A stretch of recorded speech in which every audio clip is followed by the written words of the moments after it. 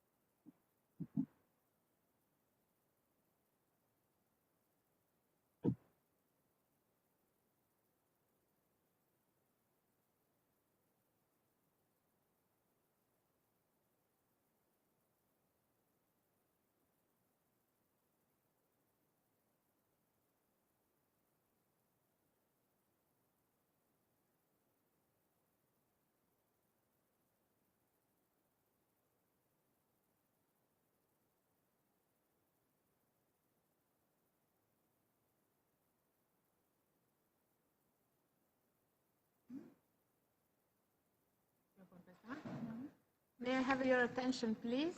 We are about to begin the Youth Forum. Dear participants, welcome to the Community of Democracies Youth Forum, Connecting Youth Democracy Leaders. My name is Elisabeta David, and I am the Director for UN Affairs, Specialized Institutions and Francophonie within the Ministry of Foreign Affairs of Romania. And I will be the moderator for today's panel discussions, From Activism to Democratic Governance. We are glad to be joined today by numerous youth networks, organizations, and young leaders from across the world. The CoD Youth Forum is organized under the leadership of the Romanian Presidency of the Community of Democracy, with the support from the Permanent Secretariat of the Community of Democracies. We are glad to organize this forum, as Romania identified youth inclusion and empowerment as a priority for its presidency. On this note, I'm honored to invite His Excellency, Mr. Bogdan Aurescu, the Minister of Foreign Affairs of Romania, to deliver his introductory remarks. Excellency, the floor is yours. Excellencies, dear friends, dear young leaders, it is my great pleasure to welcome you today at this important and long-awaited event, the Youth Forum of the Community of Democracies. Let me start by thanking Secretary General Thomas Garrett and his team for their valuable support in organizing the forum during the mandate of the Romanian Presidency of the Community of Democracies. I would also like to thank you, speakers, participants, and viewers for taking part. I'm glad that our two-day Youth Forum, Connecting Youth Democracy Leaders, offers the opportunity for young people to discuss the topical subject for our community and our societies. Our discussions are intended to reach out to as many young people as possible and offer them a source of inspiration, as well as a new platform to voice their views, innovative ideas, but also their concerns. Romania has identified youth inclusion and empowerment as a priority of its mandate as Presidency of the Community of Democracies. On a personal note, I have to tell you that as a professor, this is a very dear topic for me, as I consider youth indispensable partners who must be involved in all debates and policy-making processes, in answering the challenges we face today and in building a resilient world for future generations. Dear friends, we took over the presidency of the Community of Democracies in September last year, unaware of the challenges of the pandemic the entire world is faced and forced to face. We envisaged the Youth Forum to take place in the margins of the 10th Ministerial of the Community of Democracies in Bucharest, because we wanted to bring together youth representatives and world leaders in an open and constructive debate. Unfortunately, the pandemic prevented us to meet in person in Bucharest at the end of June as planned. However, there is opportunity in every difficulty. The Youth Forum that begins today is proof that ideas have a life of their own. Words can travel huge distances and reach a large audience without the need for physical presence. And this brings into attention the role of digitalization in the democratic process, which is another priority of the community of democracies under the Romanian chairmanship. At the 20th anniversary conference of the Warsaw Declaration, end of the Community of Democracies, which I had the pleasure to host on the 26th of June, leaders from 29 countries of the Community of Democracies Governing Council agreed on the important role of youth in defending and promoting democracy. And indeed, the Bucharest Declaration, which was adopted on that occasion, clearly states, and I quote, "Democracies are best equipped to mobilize and ensure that all elements of society work together, adapt to new circumstances, and maximize inclusive joint efforts, including full and meaningful participation of youth in decision-making," end of quote. Dear friends, the pandemic quickly turned from a public health crisis into an emerging humanitarian, social, and economic one with potential risks for democracy. However, as the Honorable State Secretary Madeleine Albright, who joined us during the June conference, said during this anniversary event hosted by Romania, and I quote again, "I see a silver lining. No one is alone. Across the globe, we have seen people coming together for their rights. These are the building blocks of progress at the heart of what democracy is all about," end of quote. Democracies need to work together to deliver the best results, and today, more than ever, youth involvement, that is, your involvement as leaders of your generation, is essential for our common future. The issues that have been included in recent years on the UN agenda, such as climate change, cybersecurity, or a new regime for outer space, will be pressing issues of the society in which you live. The next steps should enable us to create a new multilateralism for the 21st century, not only more effective, but also more innovative and pragmatic. Your involvement in these future-oriented debates, as well as your presence at the forefront of the normative effort related to these topics, is crucial. In this respect, several mechanisms have been designed over time. For instance, we have at our disposal the very first resolution on youth, peace and security adopted by the UN Security Council in 2015, or the one adopted by the Security Council just a few days ago on the 14th of July.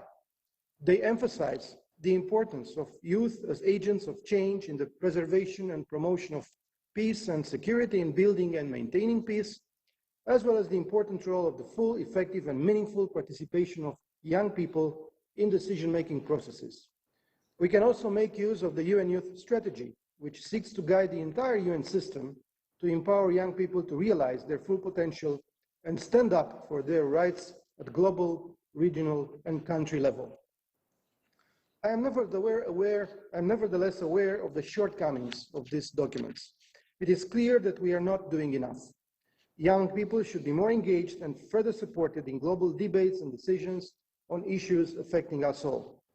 We must work together to design effective policies for increasing your participation and take full advantage of your contribution to society. With almost half of the population under 30 years of age, according to international statistics, as the future leaders of society, ensuring young people's meaningful participation in policymaking is vital for ensuring functioning and resilient societies. Romania, from its part, recognizes youth as a resource of strategic importance. Providing pathways of engagement for young people in all aspects of democratic public life remains a priority high on the Romanian government's agenda. I'm very happy that Ioana Dospinescu is here today, representing the youth in Romania. She will speak about her actions and projects at the head of UN Youth Romania, which is an organization dedicated to the promotion of UN values among the young generation. Ioana was also part of our national delegation at the 74th session of the UN General Assembly. I welcome the adoption today of the Youth Forum statement, and I thank all youth representatives for their work. Democracy is indeed a continuous process which requires the contribution and support of each generation. And I believe this is a call not only for youth to get involved, but also for all generations to be open to include youth in all democratic processes. Let me assure you that Romania will continue to promote your resolutions throughout its presidency of the Community of Democracies and will advocate for their inclusion in the mandate of future chairmanships. Dear friends, today and tomorrow, we will hear impressive stories of youth political participation in democratic decision-making processes. The panel on activism and democratic governance will enable young decision-makers to talk about their accomplishments, about the challenges before them, while transitioning from advocates to in-house reformers. Tomorrow, we will discuss innovative ways of accomplishing the Sustainable Development Goals. And I look forward to the keynote address by my colleague, Ambassador Miculescu, who now serves as representative of the UN Secretary General and head of the UN office in Belgrade, and is an active supporter of youth and youth involvement in public life. I'm optimistic that debates today and tomorrow will result in valuable ideas for enhancing the state's capacity to benefit from the enthusiasm and creativity of the young generation. Before I end my intervention, let me reaffirm my belief I stated at the Community of Democracies Anniversary Conference in June, that democracy is not always a triumphal march, but a marathon of adaptability, of resilience, and a commitment to working together, a marathon which we need to win together. And I must add today that youth contribution is essential to win this marathon. Once again, heartfelt thanks to all participants in this event, and I hope to see you all at the following session of the Community of Democracies Youth Forum that we plan to organize in the context of the 10th Ministerial Meeting of the Community of Democracies scheduled for next year in Bucharest. I wish you success, and I'm looking forward to your exchanges and thought-provoking ideas. Thank you. Thank you very much, Minister Bogdan Aurescu, for speaking in your double position as a minister and also as a professor on the importance of engaging the young generation in designing the best policies on pressing issues of the society in which we all live now. I would like to emphasize once again your idea that democracy is indeed a continuous process which requires the contribution and support of each generation. This is a call not only for youth to get involved, but also for all generations to be open to include youth in all democratic processes. Thank you once again, Minister, for taking the time to be with us today. Let me now turn to our Community of Democracies Youth Lead from Romania, Ms. Ioana Dospinescu, who will present the Youth Forum statement on which she and her peers worked during the past days. President of the UN Youth Association of Romania, Ioana was born and raised in a democratic Romania, but her family members experienced repression under the communist regime. She believes that every single thing you are doing today contributes to a better tomorrow. Trust your power to create change and act on it, she says. Ioana, the floor is yours. Good afternoon. Thank you very much, Mrs. Director, for the kind words of introduction. Thank you, Your Excellency, Mr. Bogdan Aurescu, the Foreign Minister of Romania, for the inspiring speech and kind words of wisdom. My name is Ioana, and I'm part of the Community of Democracies Youth Lead campaign as the Romanian representative. It gives me great honor to be able to present to you today in an unusual but definitely unforgettable manner and format the youth statement that my fellow inspiring and impactful campaign colleagues and I have created for youth worldwide. At a population of 7.5 billion people globally, young people account for about 1.8 billion. Most of them, roughly 90%, are living in developing countries where they make up for most of the population there. The world today is faced with an interconnectivity like never before. Young people from each side of the world are able to share ideas and connect, exchange views of their contribution to the resilience of their community. They are actively proposing solutions and driving actual change or inspiring movements that lead to significant progress. One thing is certain. Young people are a tremendous asset worth listening to, investing in, or simply giving them the chance to join the conversation. Our statement is just the beginning of the conversation. It convenes the young person's role in the current climate and its ability to shape the future in a positive light. Faced with incredible challenges at every step of the way, young people continue to work towards creating change in their communities. Some face life-threatening risks or cannot benefit from basic rights or freedoms or have access to quality education, healthcare, or decent work. Youth should fully enjoy all human rights as per the 19th principle of the Warsaw Declaration. As stated in the Youth Forum created by my fellow colleagues and I, young people must be acknowledged as the upcoming generation of policymakers and recognized as effective agents of change in democratic systems. Youth empowerment and meaningful participation in leadership and decision-making processes at global, regional, national, and local levels are critical elements to ensure inclusive, representative, and sustainable democratic society. What we, as young leaders, seek is a place where human rights of every young person are met, a world that can ensure that every young person is empowered to achieve their full potential and their positive contribution as agents of change.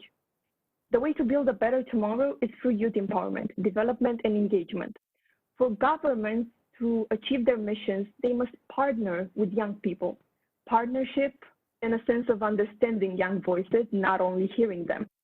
Policymakers should be committed to strengthening their capacities to meet new demands and deliver more effectively with and for young people. Youth should be both beneficiaries and partners in the progress of change. Inclusion, human rights, diversity, equality, and freedoms are the core values demanded by the Youth Statement. Impactful values that require active participation of both the governmental sector and the civil society. Every single youth lead part of the Community of Democracies campaign is inspiring in its own way, actively creating change in their communities. They lead by example, bring innovative solutions to old challenges, and demonstrate integrity and commitment towards the values of democracy. With 16 young leaders from Ghana, Georgia, South Africa, Canada, United States of America, Estonia, Nepal, El Salvador, Guatemala, Philippines, Nigeria, North Macedonia, United Kingdom, Portugal, Haiti, and Romania, of course, this campaign showcases the power of youth engagement in local communities and how relevant is democracy in building young generations. The Youth Statement, as I have mentioned before, is not only the beginning of the conversation. It is our mandate and our written statement that progress and change will be met. We are committed to being partners in pursuing this path. And we encourage every young person to read it and sign it if they are committed to bring change as we are. What I would also like to mention is that the statement will be available on the Romanian Ministry of Foreign Affairs website for every young people out there willing to check it out and also sign it. And on a final note, I would like to say that it is no longer about young people's access to the table. It is about how we, as the leading generation, create the table and bring change. Thank you.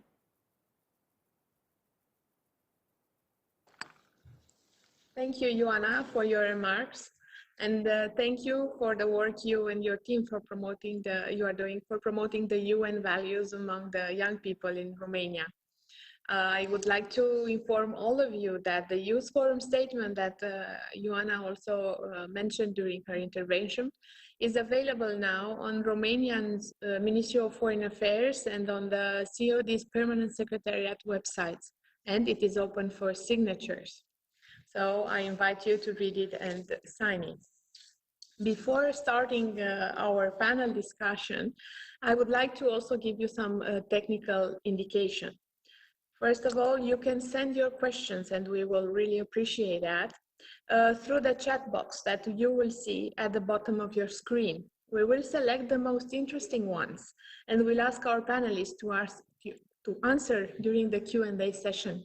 The question will be only visible to the moderator. Thank you for those who already sent their questions when they registered. Although it was not easy to make a selection because we received so many, we identify a particular interest for some aspects that we will be discussing during the Q&A session. During the session, you can also participate in our survey. We prepared a few multiple answer questions on the topic of today's panel, and I really encourage you to also take the time to look at this question and respond. Today's panel will discuss the impact of youth political participation on democratic decision-making processes. The session will highlight the valuable contributions that politicians make to inclusive democracies. The session will also discuss the current challenges and opportunities for youth political participation, and will seek to empower activists who are entering or have recently entered government in overcoming barriers they face. 5 young leaders from different regions will share their experiences of young decision makers regarding their transition from advocates outside the government to effective reformers within the government. We will start with the panelist presentations, hear global youth intervention, and then proceed with the Q&A section. As I mentioned before, please feel free to pose your question to the panel in the chat box. Without further ado, I would like to open the floor to our speakers, beginning with Mr. Melvin Buba. Mr. Buba is a member and former Deputy Speaker of the National Assembly of Suriname and President of the IPU Forum of Young Parliamentarians. Parliamentarian since 2010, he has also served as the Chairman of the Standing Committee on Permanent Education and Community Development. Before becoming an MP, Melvin Buba served as consultant and advisor to the National Youth Institute of Suriname. Mr. Melvin Buba, please, you have the floor.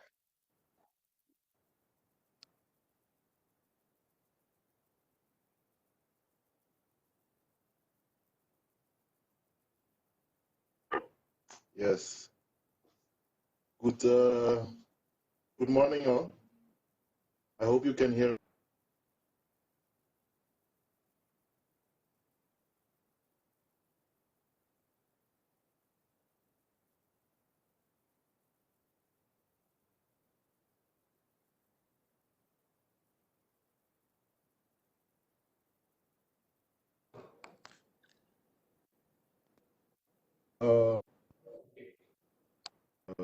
My participation in the committees of education and also very involved with youth affairs.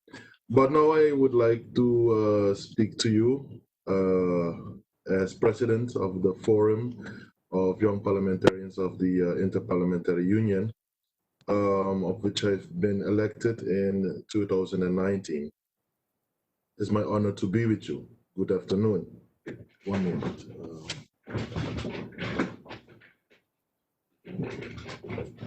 I need to have a pen. Yes. Their Excellencies, their ministers, their fellow parliamentarians, ladies and gentlemen, it's a great honor to be here with you today for this important discussion. As president of the IPU Forum of Young Parliamentarians. For those who don't know the IPU, I think maybe there would be a few of you. The IPU, the Interparliamentary Union, is a global, and we may say, the global organization of parliaments. We represent 179 countries and over 90% of the world population. I am proud to say that youth participation is one of our organization's strategic priorities. The Interparliamentary Union, IPU Forum of Young MPs, is a statutory body of the organization. And it takes place where young MPs from around the world meet to discuss actions to strengthen youth participation and the integration of their perspective into the work of the Parliament. Simply,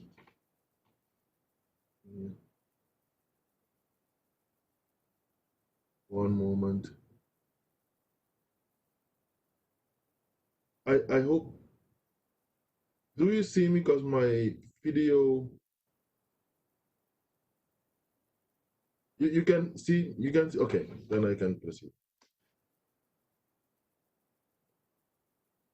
On the IPU Forum of Young Parliamentarians is a statutory body, as I mentioned, and we do gather on an annual basis to strengthen youth participation and the integration of the perspective of the young people in the work of the parliament. Simply, it is the global voice of world young MPs. On behalf of the IPU,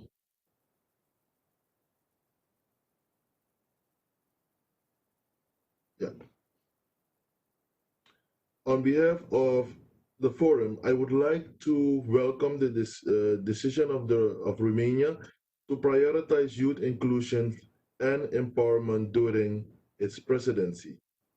Dear colleagues, political and social change almost always begins with young people. And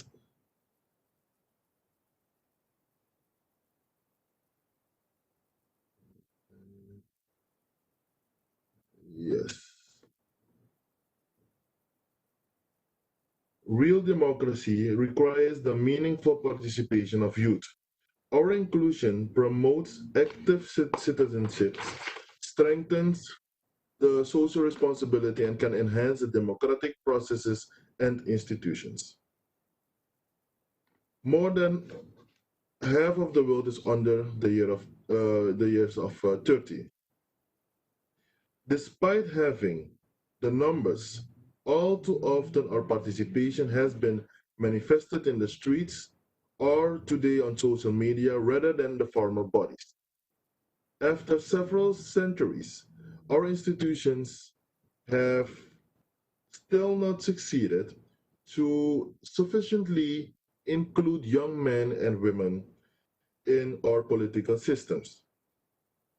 We also have for very much to offer, from our aspirational conviction to realize the changes we believe in, to innovative ways of thinking and solving problems. Exclusion not only leads to marginalization of young people and their loss of confidence in our democracies, but it is also an incredible waste of our resourcefulness. At a time when the global community is trying to tackle incredible challenges from climate change to nowadays COVID-19, the political participation of the youth is not only a right that must be fulfilled, but it is also the smartest investment we can make to our collective future. I regret to inform you, however, that we are far from where we need to be. Despite the majority of the world being under 30 years of age, only 2% of the world MPs are under the age of 30. So I would repeat that. On the one side, we see that we have a great population of young people in the world. But in spite of that, only 2% is represented in world MPs under the 30. If we want young people to be empowered, we simply must be better represented in parliament.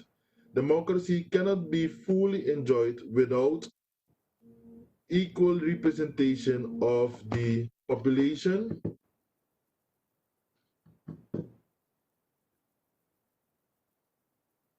both men and women of all ages, in decision-making processes.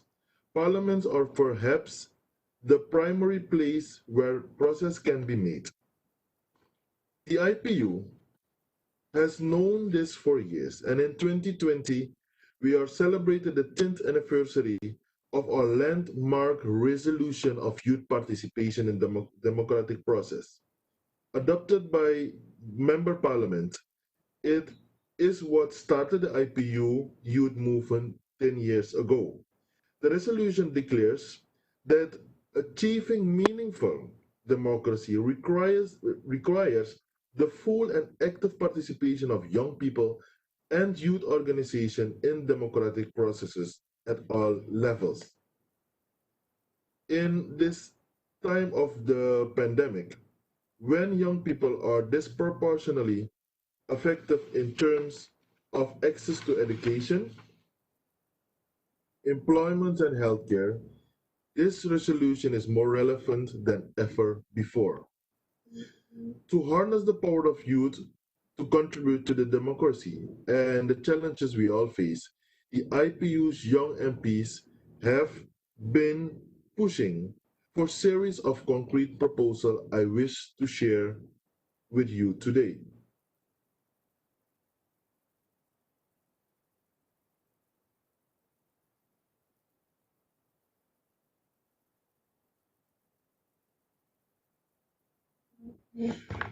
First, legal barriers that close the door for young men and women to run for office must be removed. The IPU calls for countries to align the age to run for elections with the voting age. As we know, in many countries, you are eligible to choose when you're maybe 18 or 21 years old, but the barrier to get elected is, far above that limit of 18. It's sometimes even 25 or 30. So those barriers need to be removed. Secondly, special measures need to be taken to ensure that young people, both men and women, are better represented in the political institutions and bodies that we need to bring forward the development in those areas.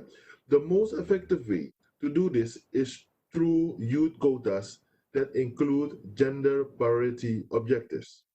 Third, although we call for more young men and women in office, we also need those already there to care more weight and influence in policy making.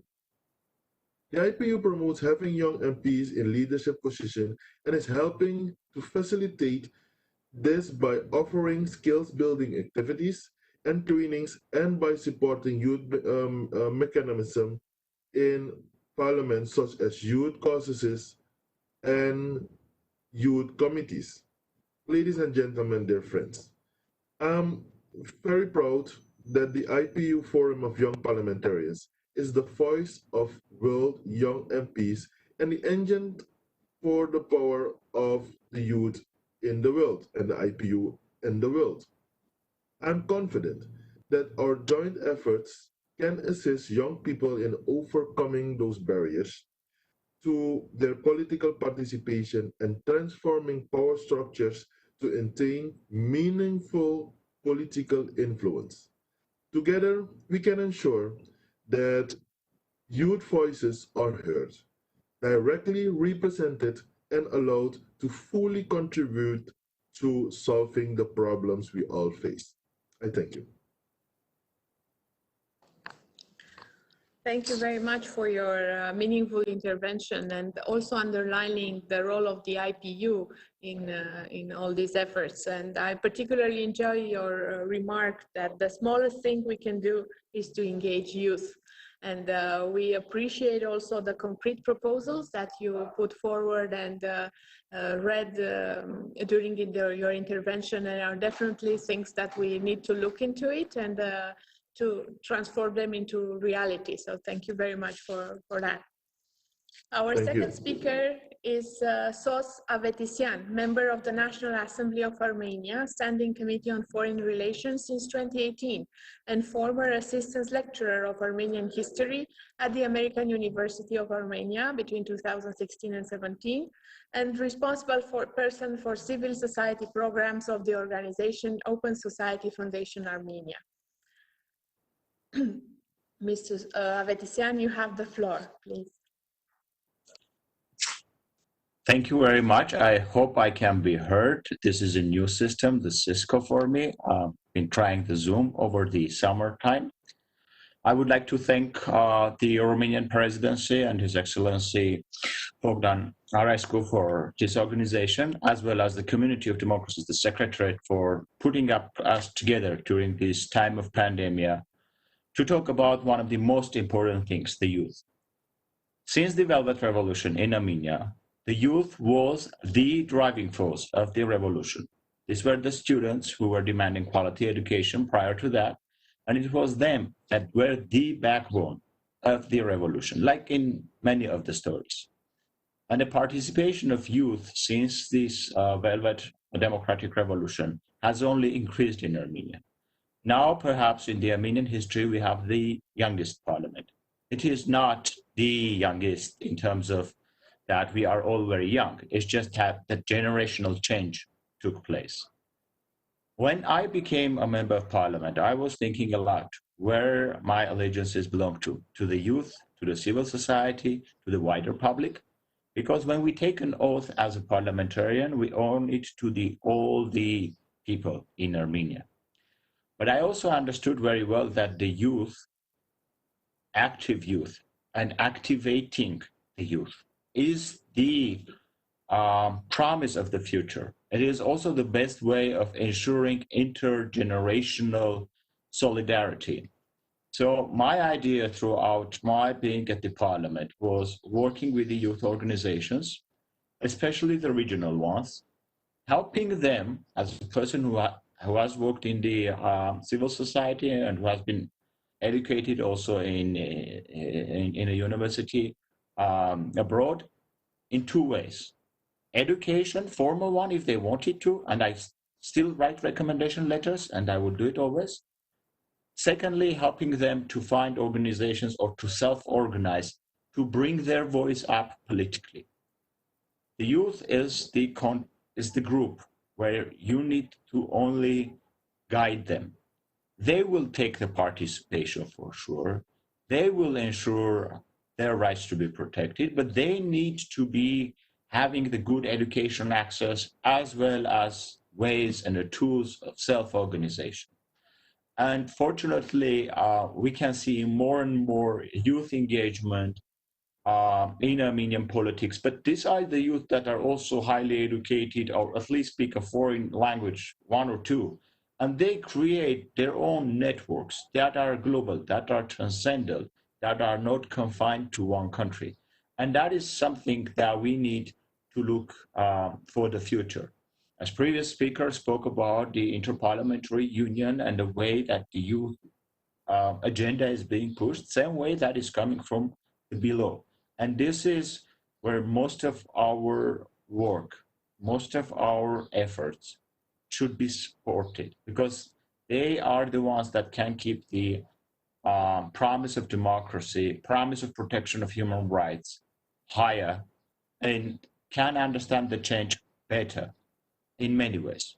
At the same time, I want to speak also the challenges that we are facing with the not enough youth participation or disengagement of the youth, because there are statistics saying that the youth are less and less interested in the politics. Voting behaviors shows that in some of the Western countries as well as in mature democracies. One of the key things is that the youth oftentimes gets annoyed, if you wish, or disengaged or disenchanted very fast. Because in our youthfulness, we want to achieve results very fast. And that is something that is, of course, I am like that too. But once you help them to understand the process of the governance, this is something very painful for me as a member of parliament for already 2 years, still too much bureaucracy. But once you teach them, once they can kind of push that forward and win on one or two agenda, they will stick to the politics more than any other layers of the society for that matter. So it's extremely important that we give that first taste of the victory to the youth, and then we will have that engagement. The generational gap is increasing. That's another challenge that we need to think about.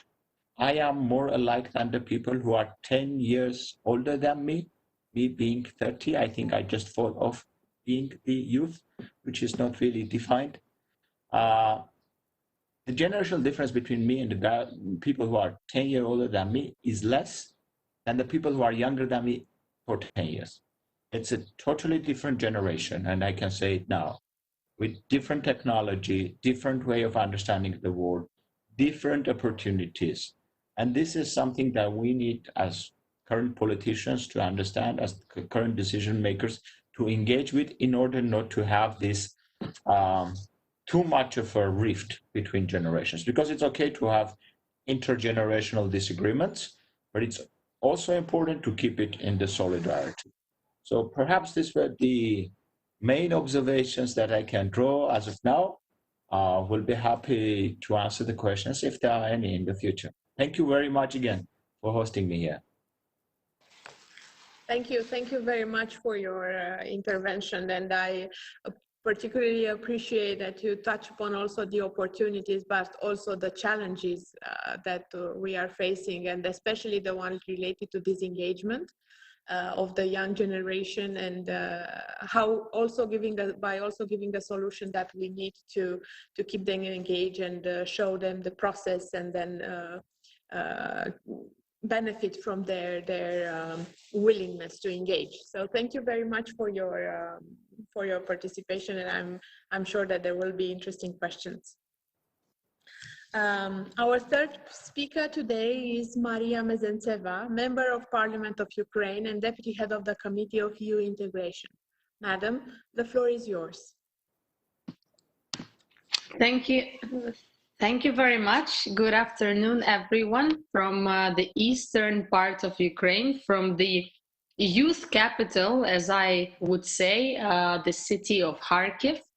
And today we are from the youth of Ukraine. I am very glad to speak about our recent achievements, one of which, if I may start already from the achievements, is the recent law which was passed through the parliament, specifically a day ago, which concretely deals with the youth policies, with the empowerment of youth, not only on the paper, but with the very, very concrete instruments that we offer in terms of youth engagement locally, because we are finalizing the process of decentralization, when youth can not only be active on the ground, but also join the local councils on all the levels. And in the lightning of the coming elections, local elections at all levels in the end of October this year, I think this law proposal was very important, and I am very glad that we managed to pass it within just 2 months, which is an absolute, I would say, victory for us, because I think colleagues from other parliaments, specifically, for instance, Armenian parliament, may understand that it's not very easy to draft something, and it's not only the importance of drafting the good wording, but also the hardest part come after, lobbying your law so that it may be voted by the vast majority. I was very happy to see, only green buttons on the screen in the support of this law. Therefore, our region became the first one to present a new approach to youth policies, which we call the Alliance of Youth of Kharkiv region. We are trying to be, the first ones to introduce it. Yesterday, I visited the office, which will be open, which will be like an open hub for youth, not only from the city itself, but also small villages. It may be used by those young people who would want to find out more about funded programs, grants, studying abroad and in Ukraine, elsewhere in the world.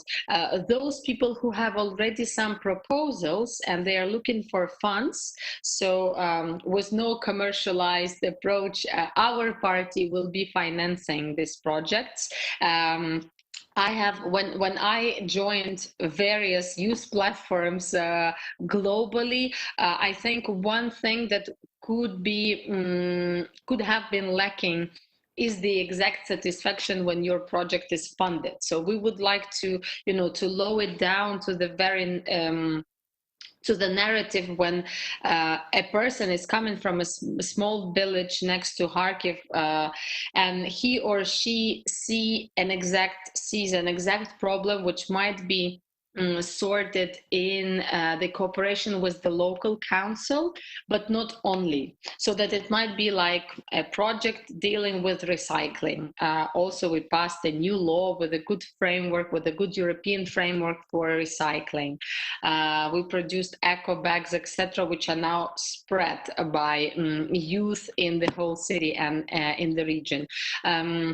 That's how we want to show, with the support of this very specific funds. But beforehand, of course, we would want to select the projects. We want people to engage, and we want to have the round tables at this cozy office I've been to yesterday. And this is quite.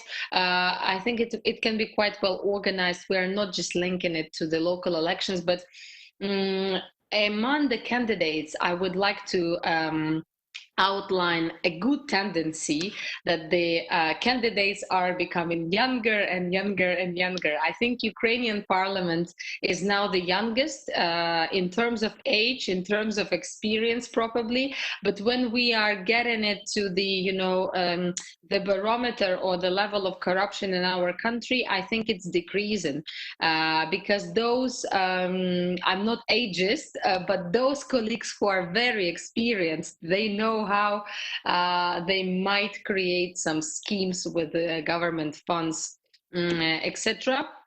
We are following the motto that was used during exactly day in day. 1 year ago, I was elected, and the voting was finalized. I was elected as a representative of Kharkiv to the Ukrainian parliament. And from what I have seen, the people who were voting for us, from the older, let's say, from the older society, they were giving me a great motto. They were saying, Maria, you are young, you already have some experience at the local level, at the international level. We trust you. We would vote for you because you have enough energy to use this mandate in our interest. I was very happy to know that. Therefore, our current work is, of course, not only limited with young people, etc. I think, as my colleague said before, we cannot determine in terms of the age if you are young or not. I think the soul and your inspiration may do so. Therefore, we are engaging older people as well in terms of, experience stories. Like, we have many difficulties in terms of Second World War, and for instance, whether do we celebrate this day together with the rest of Europe, together with the whole subcontinent, or we are tracing back the Soviet Union history, and we are following, let's say, the Moscow proposals on celebration. But this is all geopolitics. I would like to give a little bit of more examples. How do we track this path of a young person from activism to directly government or parliament or councils of a city or region? I think any platform, any organization that is dealing with youth policies may send direct proposals and may engage easier, rather than a person who is coming to an office representing him or herself as a physical person. So I would like to give a small advice to those who are still hesitate in whether to join any youth organization on a governmental level or from the NGO side, you should definitely do it, because this is the first step to legitimize your ideas and to pass them on under the umbrella of an organization. This is definitely taken way more serious by those including myself, those people, in the houses of parliament, etc., rather than taking an idea from one physical person. And I think that may help also. We should not forget about the internships in the offices in the government, in the offices of members of parliament, in local councils. That does give a big impact into the understanding of how the system works. And from what I see and from all the internships I'm doing for the youth, I think it's one of the best ways to learn and to understand whether you want to proceed, let's say, with politics, because sometimes people expect the world in pink glasses. I'm still wearing them myself, but the reality proves another ways of let's say, sometimes very exclusive processes when you think it's not the right place to be. However, many who left politics may start their own business. They definitely know how the law works together with the real sectors afterwards, and it may play vice versa. People from business may become very active in politics, and I am witnessing many young business people who we're working with now, who are helping us with the new ideas in taxation, new ideas in market economy, digital economy, which lies into the framework of European integration.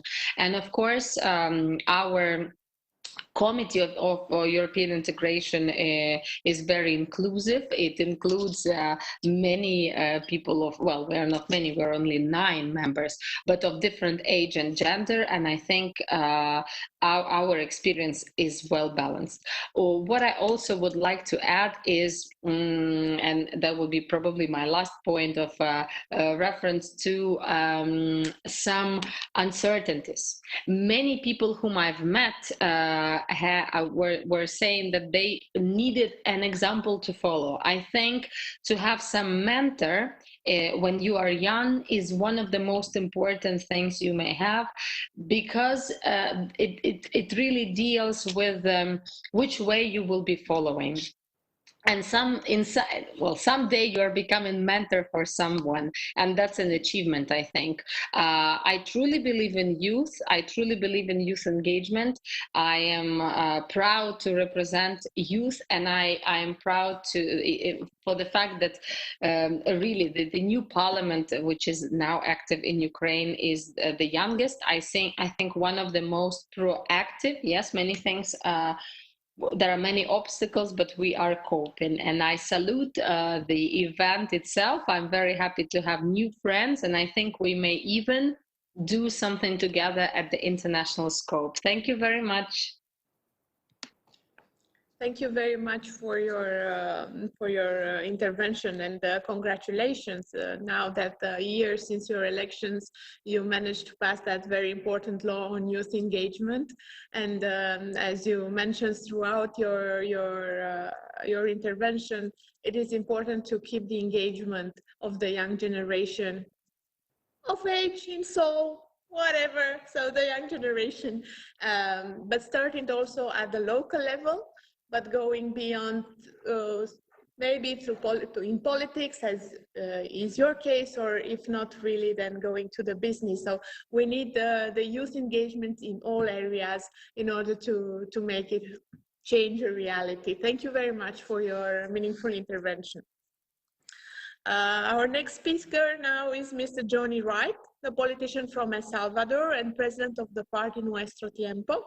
He was a parliamentarian from 2015 to 2018 and will run for a 2nd term in the upcoming legislative elections. Mr. Wright, you have the floor. Thank you very much. I am honored to be a part of this panel. But I'm even more thrilled that at 36 years old, I am still being considered for a youth panel. Thank you very much to everybody who has made today possible. I'd like to talk a little bit about political parties and political parties as a barrier to youth involvement. And I think there's been a lot of short-term thinking and a thirst for power within political parties that has distracted them from preparing the newer generations to leadership and public service. Over the past 5 years, political parties in my country, and I'm sure in many of yours, have lost credibility, have lost confidence, public trust, and traditional parties on the left and right have resulted in corrupt governments, in poor administrations, in gridlock, in polarization. To mention politics, to talk about politicians, is to talk about the scum of the earth. And nobody wants to get involved. And people want change, but they want it now and they don't want to work for it. So what did we do from the onset? We decided to create our own political party. And as I was stating, this whole short-term thinking is also part of our electoral cycle. So our politicians are geared at thinking about the next election, and therefore the tough decisions that carry with them high political cost are sort of moved to the side, and we're more concerned about maintaining our image and getting to the next election and staying in power. We, as youth, I think, have a lot of short-term thinking issues. We get bored easily. We want to feel like we're saving the world. And at our first failure, we hop onto something else. We get easily distracted as our conversation changes with each trending topic. But I'm very proud to say that as our political project has taken form, we've been very effective at securing interest in youth, participating in elected office. It's been extremely challenging, but we're proud that we've turned out in good numbers, both with young candidates and female leadership. I think our real challenge lies moving forward, because I know that many of these new and upcoming leaders may not get elected into parliament, may not get elected at the local municipality. What are they going to do? Are they going to give up and see it as a failure, or are they going to insist? Are they going to want to stay the course? How do we keep them motivated? How do we keep them involved? And so I was talking about trends, right? And what's today's trending topic? And some of the world's most dangerous populists are extremely effective at manipulating the conversation. Whether it's an army of trolls on Twitter, or fake news articles and fake news media, or the populist politician is so ridiculous and does something so unprecedented that they become the trending topic, or they become the conversation themselves. And so we measure all this conversation based on likes, based on sentiment, based on interactions, but we very rarely measure it or look at it based on the quality of the conversation. Which is why spaces like this, where we're talking about things that are actually important, are so critical. I was screening or looking through my Instagram story feed, and somebody had posted a screenshot of a wonderful tweet by a man named Adam Grant. I know nothing about this person, but I really like what he said. He said, "A common mistake of youth, ... defining impact as the size of the audience we reach instead of the difference we make to each person we reach. Meaning comes more from mattering to a few than being known by many." I think this is another challenge to many of our democratic nations, meaningful conversations. In a time where face-to-face contact at present is restricted, but everybody is tuned in right now. Tech companies are on the rise, apps, online retailing, work from home. Someone said earlier that they've been on Zoom all summer, and I'm on that boat as well. These are today's trends, but these are also opportunities. What do I consider meaningful conversation? I think we would all agree that We live in an era where activism and image rule, so it's adapt or disappear. But we have sort of stored and put away things like decency and rationalism and debate and dialogue and logic and ethics and history and philosophy and culture. We must remember that democracy is a process, and it's not a matter of all or nothing. It's a matter of less or more. And I think that the world is moving towards less democracy. This should worry us all. And I think it's part of the reason that motivates us to be here today and putting democracy and youth involvement at center. Because unless we engage youth in a meaningful and lasting way, then we are in deep, deep trouble. So I'd like to stay within my my time constraints, and I'm sure the Q&A session will be quite interesting. But I'm thrilled and very happy that youth inclusion and empowerment has been a central topic, and I'm very pleased and honored to be a part of this effort. Thank you. Thank you very much, Mr. Wright, for your address, and I really appreciate the accent you put on manipulating information, that we are now really in some, as some might call it, an infodemic war. So it is very important to educate ourselves, and I think that it's something, regardless of the age, on how we read the information, and you double check the information maybe. Sometimes it might be useful. So thank you very much for emphasizing also this aspect of having meaningful conversations among ourselves. And thank you for considering this youth panel such a conversations. And thank you very much for your address. Last but not least on our speaker list is Lisa Novoa from Civico's Youth Engagement. She leads the Alliance efforts toward meaningful youth engagement in civil society across the world. Currently, Civico's Youth is testing a new pilot project for grassroots youth collectives and movement called the Youth Action Lab. Ms. Novoa, you have the floor. Thank you so much, Elizabeth, and thank you so much for all the panelists for sharing all the amazing work that you're doing. Congratulations. And thanks, everyone for the invitation to take part of this super exciting conversation. So yes, as Elizabeth was saying, I am leading a work stream in Civico. So for those who don't know, it's an alliance of civil society organizations across the world who is exactly doing what our conversation is about, how we can use citizens to actively participate into strategic decisions that build our democracies. So what I'm going to do today is to share with you key lessons learned from our experience in engaging with youth, what has been working, what hasn't, and why. I know in 5 minutes it's not going to be possible, so I'm going to just invite you to take a look to the State of Civil Society report of 2020. It was published in April, and I can put the link in the chat box, YouTube or Facebook, whatever, which has lots of stories of how young people in 2019, in the different protest movements that happened last year, took such innovative approaches and activities to really raise their voices and their issues. And stories go from Sudan, Colombia, Chile, India, Lebanon, Hong Kong, etc.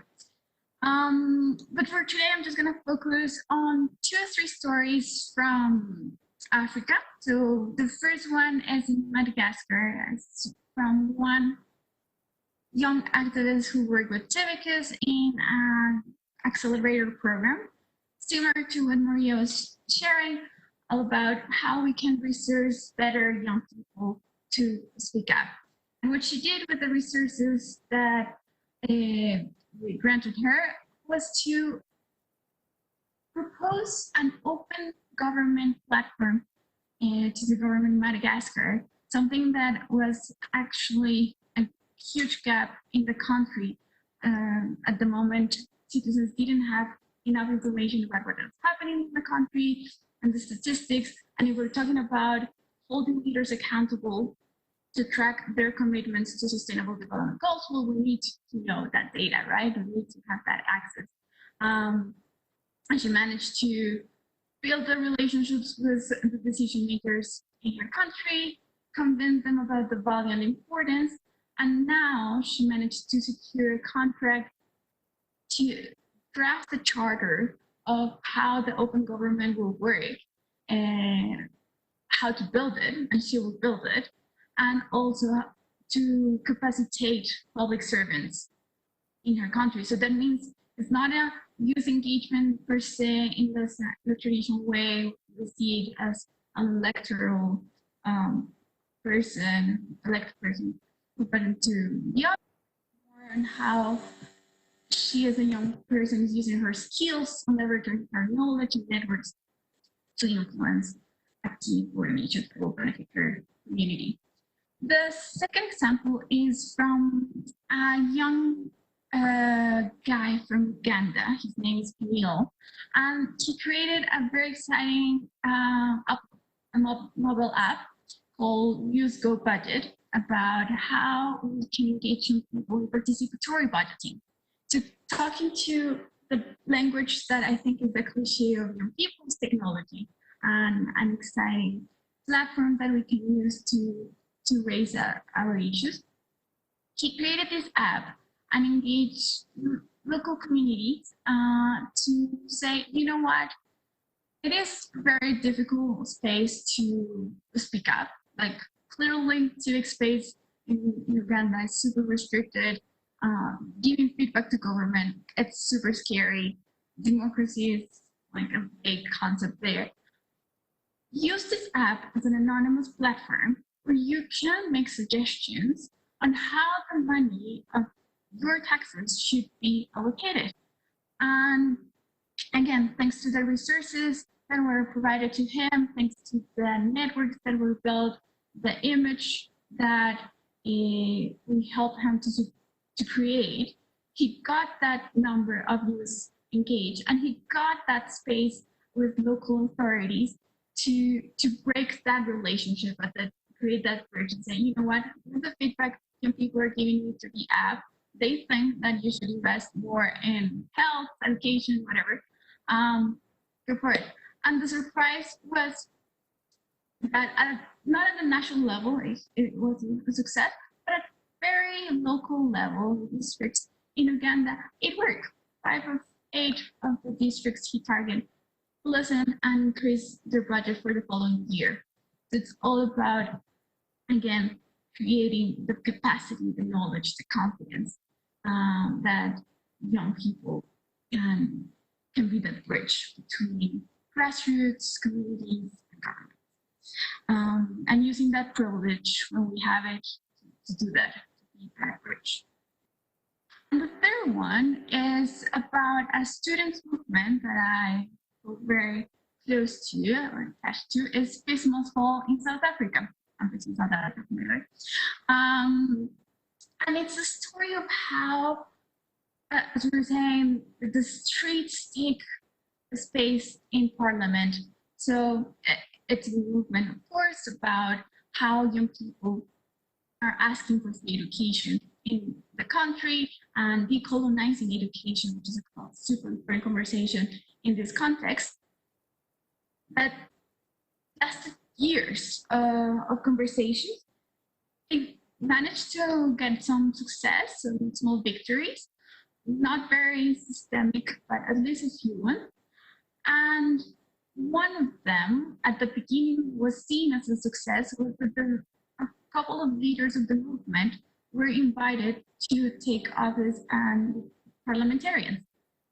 And everyone was thinking, great, so young people, it's in space, so it means that our campaign finally is going to be heard and a decision about free education is going to happen. Well, yeah. And why? Because we, again, same story as Uganda, we don't live in a full democracy around the world yet, right? Civic space is not respected everywhere. And Parliament, it's a very constrained space in which non-written rules exist and force the behavior of not only youth, but in general excluded groups to not speak up. If you speak up, your security in the office might be threatened, or you might be targeted, and your safety is in danger if you speak up. So it's a reflection on, great, yes, young people can speak, and yes, they can get the attention. But if we, as allies in parliament or outside, do not fight for a safe environment for everyone to speak up, and finally, like, really live in a democracy where freedom of expression, peaceful assembly, and association exist, we cannot talk about this. And the reason is not that young people do not engage because they lost the motivation or the attention. It's because they need the security to continue participating. And that security is not only physical, it's also financial. You cannot leave up your job just because your values are important, but sometimes you have to pay rent. And those are the constraints that we live in. And I think just to conclude, and I'm so sorry, over. And as allies, as peers in the youth engagement movement, but also as allies outside the youth movement, what we need to do is to stand in solidarity. So we hold each other and mobilize resources, mobilize knowledge, mobilize networks.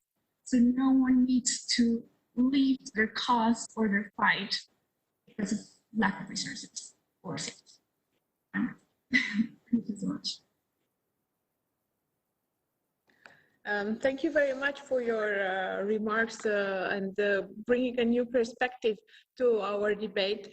And especially I appreciate the examples that you made and that you put forward, and how local initiatives have an impact, like the app that you mentioned. So that is very, very important for us to remember. And I also appreciate the emphasis that you put on the need for a freedom of expression and on speaking up without fears and without other constraints. So thank you very much for bringing also this perspective into the discussion. I thank you again to all our speakers for presenting their inspiring work and activities. And before moving to the Q&A session, we will hear global youth interventions from some of the Community of Democracies youth leads. In the meantime, please don't hesitate to type your questions in the chat box. So the Community of Democracies youth leads are young activists and democracy leaders from different countries and world regions, from Canada to Estonia through Nepal and Haiti, and are part of a community social media campaign, #CoD Youth Leads, aimed at sharing engaging and inspiring stories of youth about their contributions to our defending, promoting, and strengthening democracy. So the youth leads, the floor is yours. The first one would be Tinatin Oboladze from Georgia.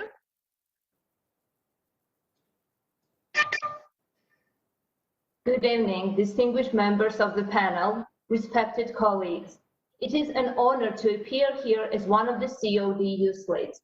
I would like to begin with thanking all the contributors for organizing this forum and the inspiring panelists today. Congratulations on the 20th anniversary of the Warsaw Declaration and the establishment of the CoD.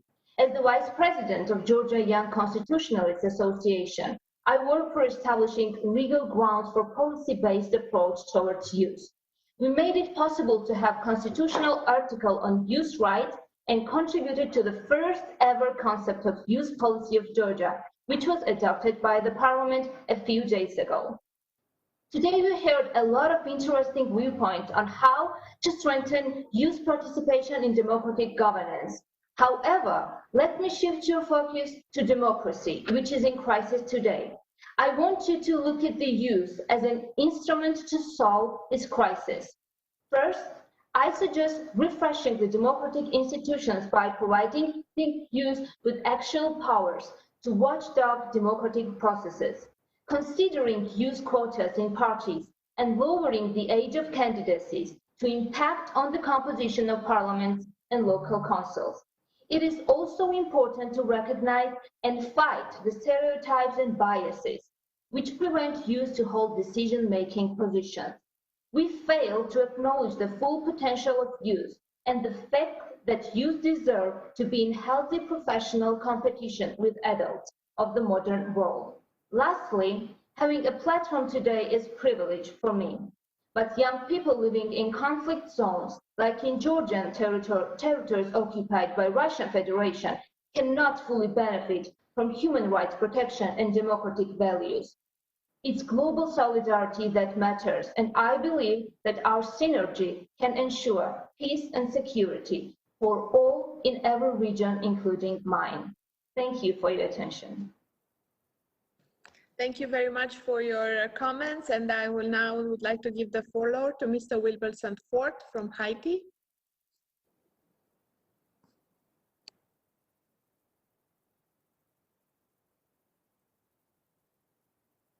Hello?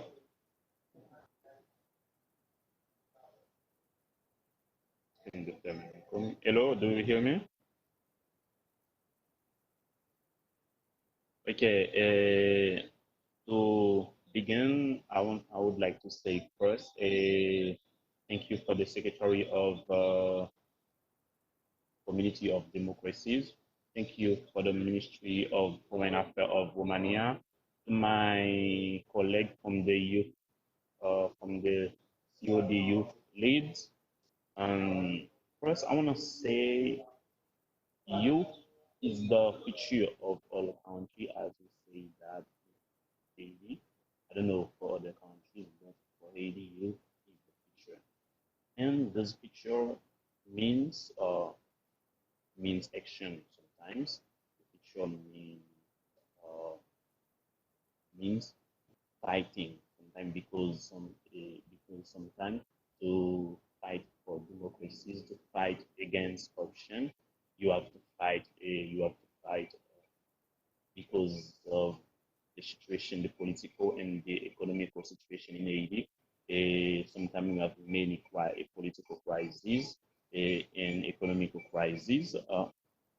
The best way to preserve this democracy must pass by formation and strengthening the institutions that fight for democracies. The young leaders of today are called to take over these. This is why reason we must involve for them in the major decision. And sometimes, I don't know for other countries, but maybe sometimes when you start to fight against corruption, when you start to fight for democracies,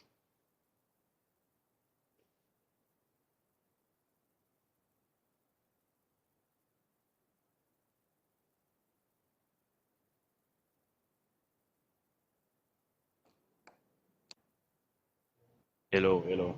We have some technical problem. with the internet connection. Yeah, as I said,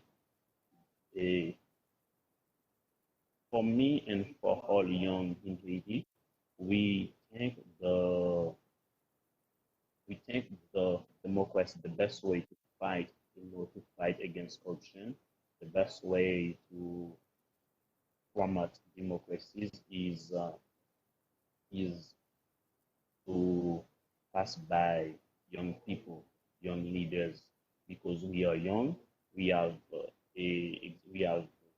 not many experiences, but we are strong. We are young. We have not many experiences, but we can fight corruption in our country. The reason I think the best way to form a democracy is make formation by young people, and I think.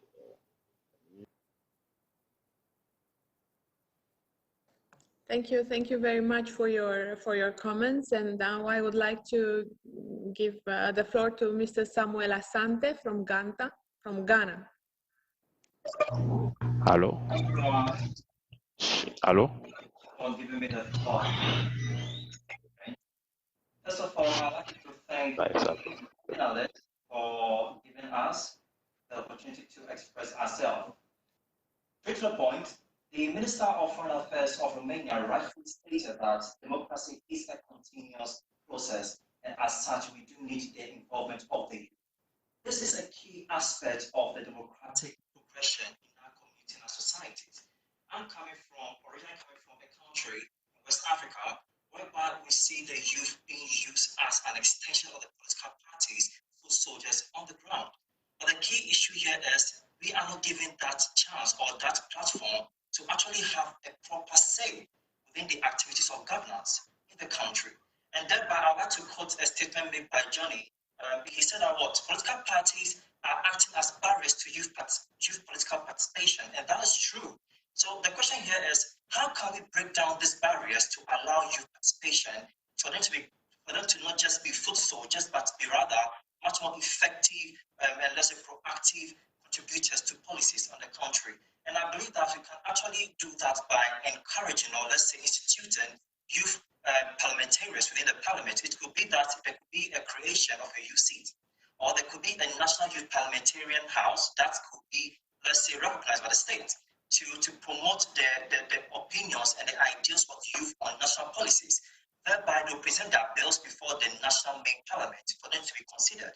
I believe that such a consistent example, such as I've mentioned, if it is being put in practice by member state or CoD, we believe that it will really push the baton forward to the youth to have a say that was, yes, indeed, we are being groomed and we are being given that platform for us to take a chance or a stand to promote democracy ahead. Well, I do look forward to hear from other interventions from my other colleagues, and I hope to hear much more exciting news and experiences from other people. So let's continue the discussion, and thank you all for this opportunity. Thank you very much. And now I would like to give the floor to Rafiu Lawal from Nigeria. You have the floor.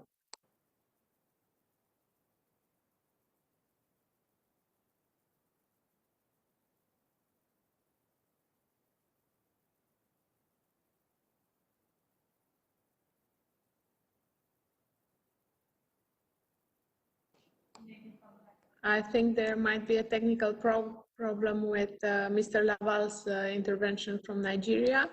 I would like to give the floor to Monica Ilioshka Kantargioshka from North Macedonia. Hi, do you hear me? Thank you.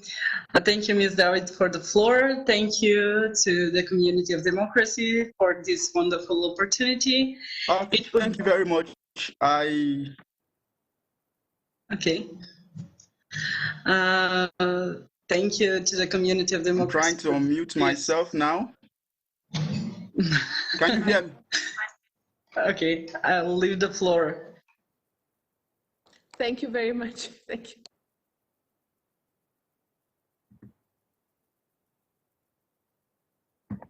Mr. Rafiu Lawal, please, the floor is yours.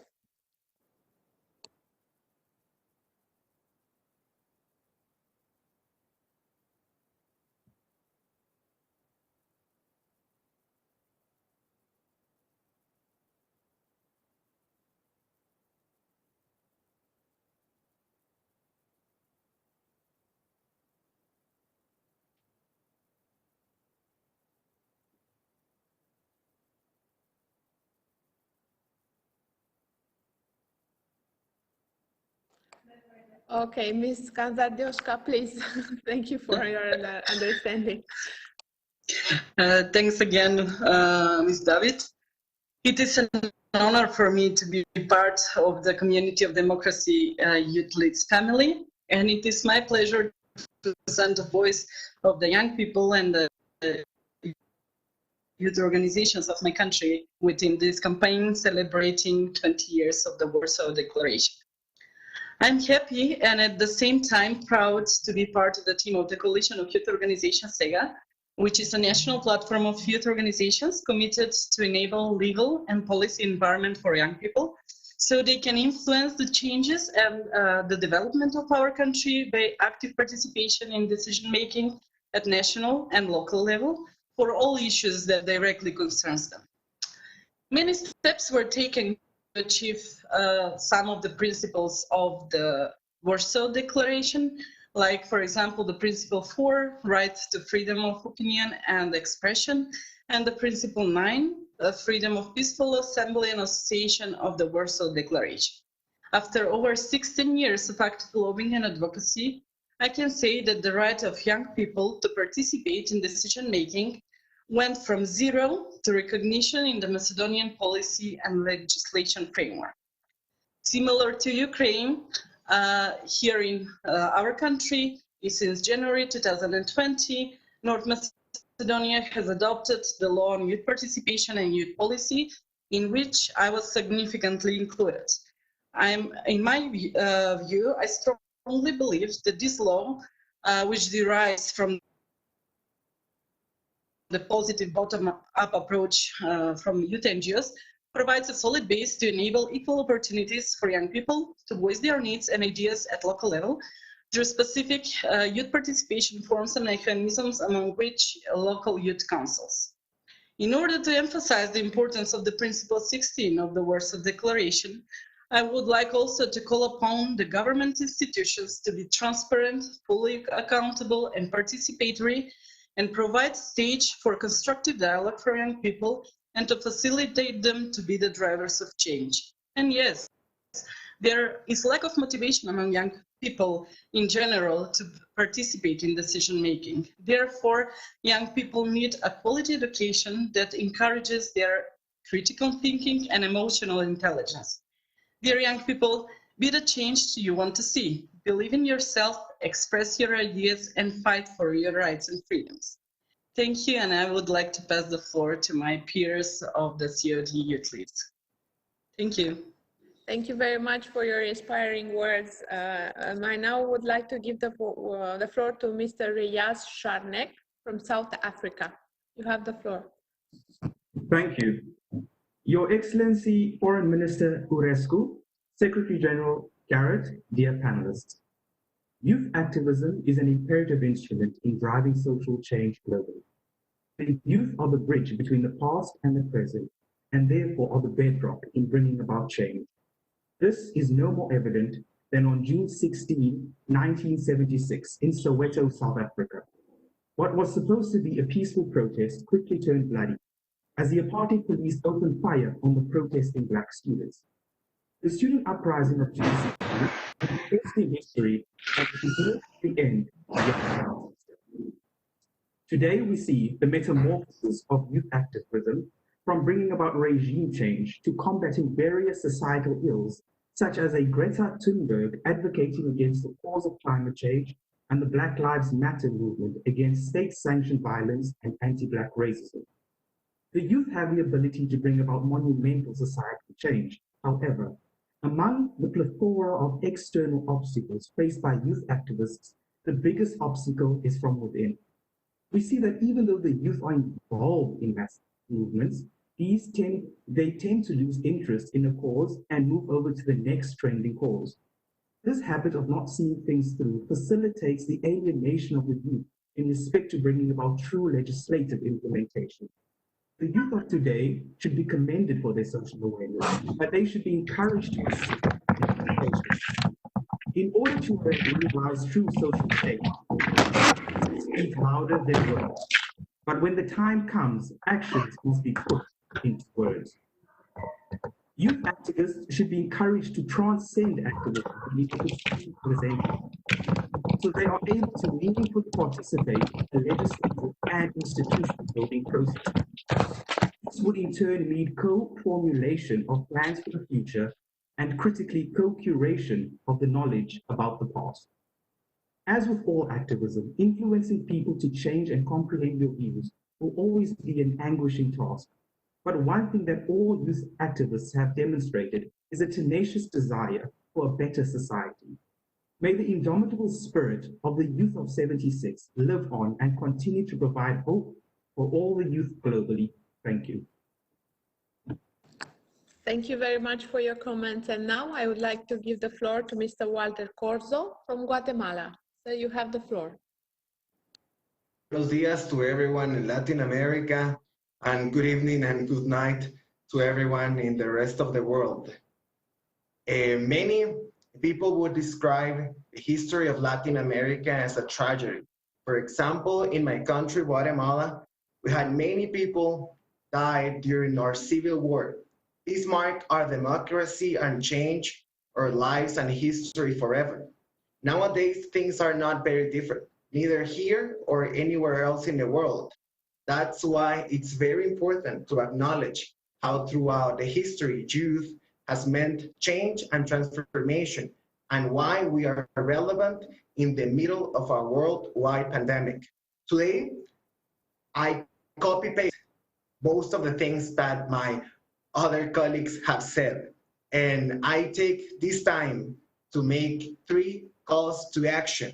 First, to all non-state actors, especially corporations, the media, NGOs, and international cooperation agencies, to increasingly invest in youth.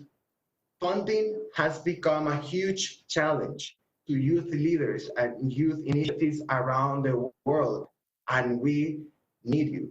Second, to all national governments, let youth really participate in the decision-making process and the design of public policies. We need to rethink our democracies, our governments, and our institutions.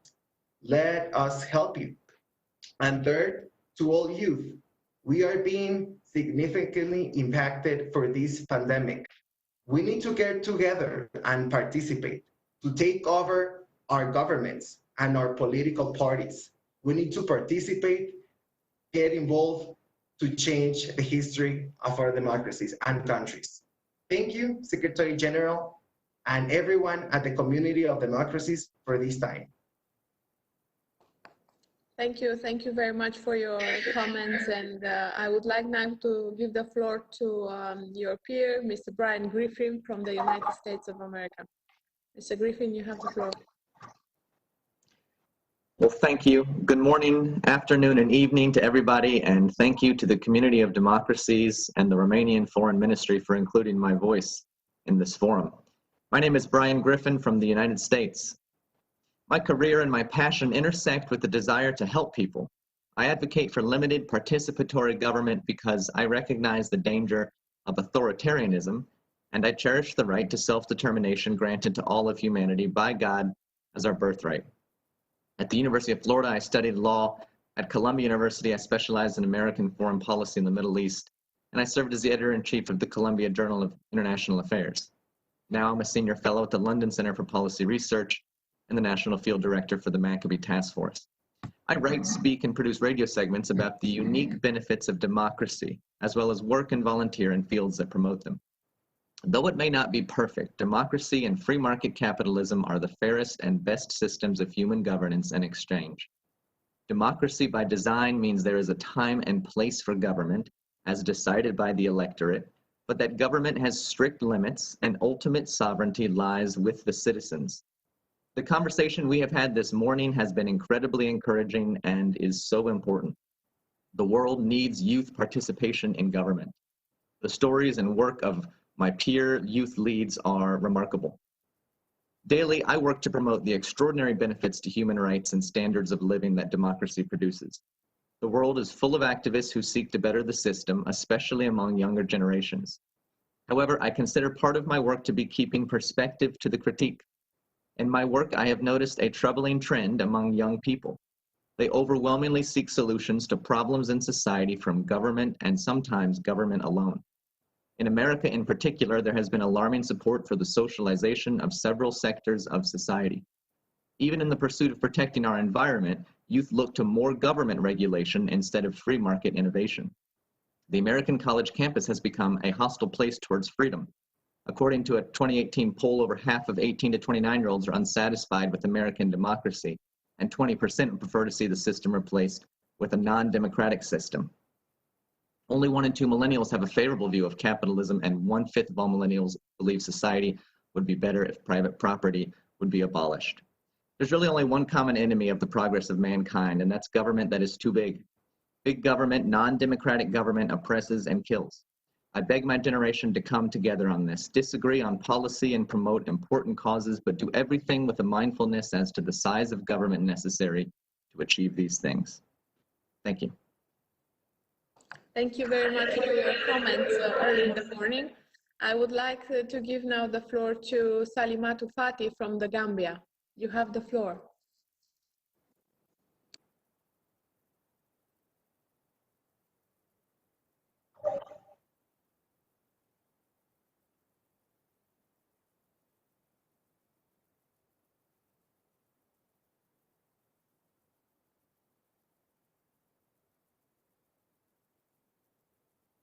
The panel was really great and awesome, and I would like to talk about the context of Gambia and how we can give recommendation about youth political participation, about the experience gathering here. So I will first of all say to all the young people right now here watching this, that you are not too young to lead, and politics is not a dirty game, and you have to involve yourself in it to make sure that we bring the positive change that we are yearning for. Activism, it's very, very crucial and it's very important, but we have to take it to the governmental level to make it solid and to bring out the change that we are really yearning for. So one of the panelists talks about the internship opportunity, the mentorship opportunities. These are very, very crucial perspective that we as CoD youth and all the youth advocates here, that we have to brainstorm about our advocacy when it has to do with politics, because involving young people into politics and also to promote youth political participation comes differently. About the mental health of young people, we have to put all this into consideration. We have to make sure that we provide good education to people, and that brings back to the police advocacy. We have to make sure we provide good education to young people in order to be useful and meaningful when they take up political participation. The youth engagement and involving young people into politics is very, very essential. So we cannot just advocate for that. We have to make sure the resources are available. We have to make sure they have access to quality education. We have to make sure we provide internship opportunities in political spaces for them to have understanding about what the political is all about and what's going to be their role when they come into place as young people, and also to provide mentorship opportunities to young leaders that are coming up about to change the narrative about politics. One thing also that comes to key is I think we have a role to play in terms of changing the narrative and the perception about political participation. We have to find out what does it mean to young people, because in Gambia, for example, to many young people, it's more of like a dirty game. Many young people do not really eager to get into it because of the narrative behind it. So I think we have a role to play to make sure we change the narrative around what politics is all about, what it entails, the opportunities involved, the challenges involved, for young people can be so prepared enough to engage in it. Thank you so much, and that's from me. Thank you very much, Mrs. Fati, for your comments. And I would like now to give the floor to Jagdish Iyer from Nepal. You have the floor. Thank you, Mr. Speaker. Thank you, Secretary of Romania. It's too honored to be the part of Community Democracy Youth Campaign. Congratulations to the Community of Democracy.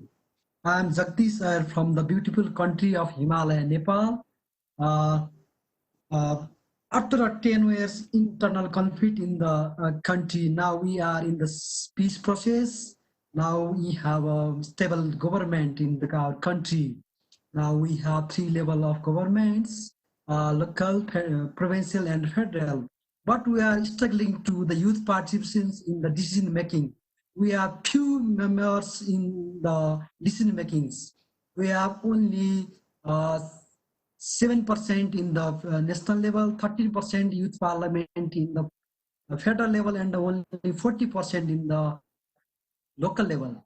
So we are still struggling to the youth voices in the parliament. The main thing is to increase the more youth participating in decision-making process, to involve the local level and to all the government processes. From my sides, youth people are the crucial asset development. Their inclusive participation in decision-making at all contributes to strengthen government accountability and transparency. Another important thing is human rights. Youth should fully enjoy all human rights, civil, cultural, economic, political, and social promotion to the rights means addressing the specific challenge and barriers of youth. And another thing is equality and freedom. And youth should say up to we will secure the youth's rights of health, rights of safety, rights of employment, rights of education, food security and good nutrition, participation and inclusion, and rights of peace and security. Youths are the partners of current, not only the future. So I would like to request to all of the world to invest on the youth and to create a beautiful world. Thank you so much. Thank you very much for your intervention. I would like now to give the floor to Lu Argueta from El Salvador. You have the floor. Thank you very much. Good morning, Minister Aurescu, Secretary General Garrett, distinguished panelists, Youth League colleagues, and guests. That's a long list. This topic is of particular importance as significant sectors in youth population in Latin America and surely around the world do not trust politics, political parties, or institutions. As someone who was born during the final years of a brutal civil war, I came of age with democracy in my country. And I have witnessed the worst outcomes when leadership fails to collaborate and rather collides against each other. But I have also experienced what it's like to live in a country that longs for freedom, for peace, justice, and inclusion, and why the people essentially are at the core and are a key factor for change. A few years ago, a small group of 20 to 30-year-olds, we decided to create a political party, motivated by the lack of representation and decision-making that benefited only a few in our society. And as a result, El Salvador's newest political party, Nuestro Tiempo, which translates to Our Time, was born out of the purest passion, work, and hope. Now in the midst of an election, as Mr. Johnny Wright mentioned earlier, I am incredibly proud to say that we have not only paved the way for youth to participate in seats in Congress, but also for women and young women. And this is proof that the road to governance can be achieved through activism and definitely through a good, hard fight. But we also, and I want to make emphasis on this, that we all have a responsibility as well to ensure that those voices that are silenced can be heard, and those most vulnerable in our societies have opportunities and can and are able to participate. I'm appreciative of these types of opportunities as well for youth to speak up in international forums with decision makers. And I do thank the Community of Democracies and the Romanian Ministry of Foreign Affairs. Youth need a place in politics, in activism, and in governments. We are all aware democracy is challenging, but it is a wonderful way of governance that allows us to keep working to ensure that everyone has a place, is heard, and that everyone matters. So I do encourage all of you to keep working for your democracies around the world. Thank you very much. Thank you very much for your kind words. I would like now to give the floor to our last CoD youth leads for today, Ms. Rebecca Joachim from Canada. You have the floor.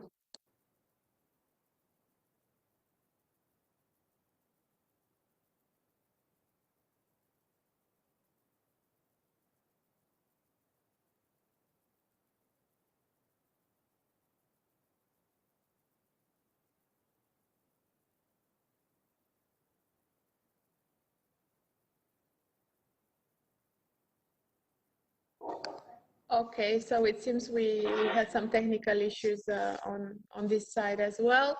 I would like to thank all the CoD youth-led leads for their interventions and bringing your perspectives in this consultation that we had today. You put forward challenges, but also possible ways forward, and thank you very much for your activism and engagement.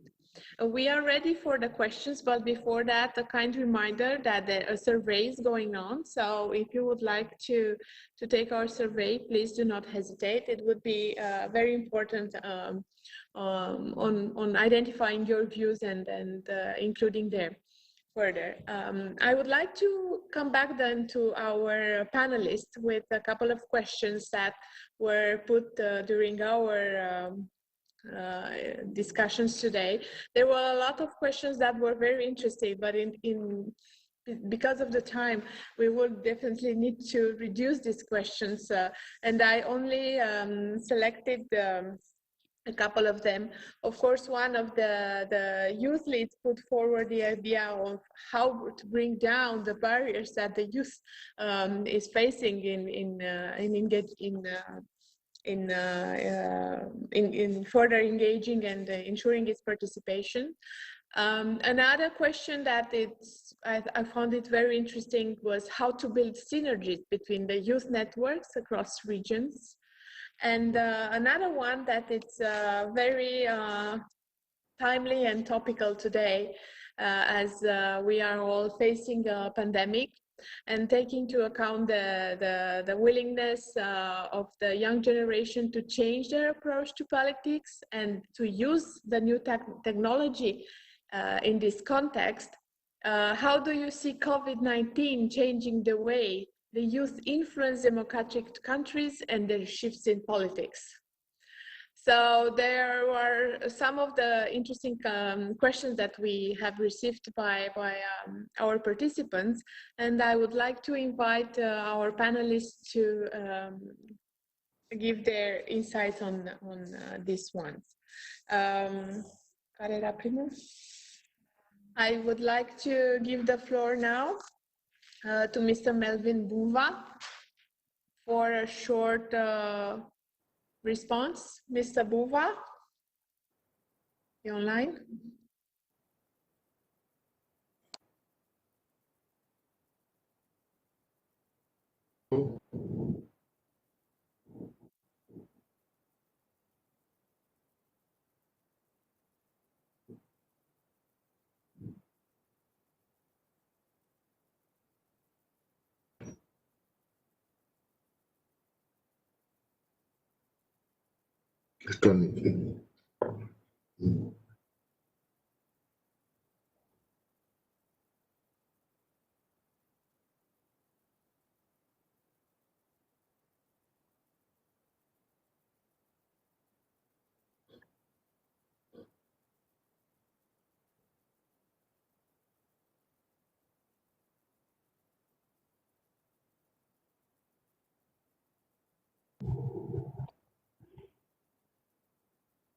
Mr. Buba, you have the floor.